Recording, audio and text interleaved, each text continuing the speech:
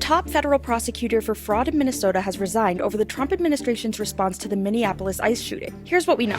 Joseph H. Thompson, the federal prosecutor who oversaw a major fraud investigation into Minnesota's social services system, resigned from his position at the U.S. Attorney's Office Tuesday after the Trump administration pushed for an investigation into the widow of Renee Good, the woman who was fatally shot by an ICE agent. According to the New York Times, the Justice Department's reluctance to investigate the shooter, as well as its refusal to include state officials in the investigation into the shooting itself, also factored into Thompson's decision to leave. The Trump administration has attributed its immigration crackdown in Minnesota to the alleged fraud in the state. When you lose the leader responsible for making the fraud cases, it tells you this isn't really about prosecuting fraud, Minneapolis Police Chief Brian O'Hara said in an interview. Several career prosecutors in Washington recently resigned from the Justice Department's Civil Rights Division after the Trump administration declined an investigation into whether the officer's use of deadly force was justified. The Justice Department instead launched a probe into Renee Good and her wife Becca, searching for ties between the victim and groups that have been protesting the actions of ICE in recent weeks. The Trump administration has repeatedly insisted that Good was a domestic terrorist, and her wife is a professional agitator. Thompson had originally set out to investigate the incident in partnership with the Minnesota Bureau of Criminal Apprehension, a state agency that reviews police shootings. The New York Times reports that the prosecutor was outraged by the DOJ's choice to investigate Becca Good.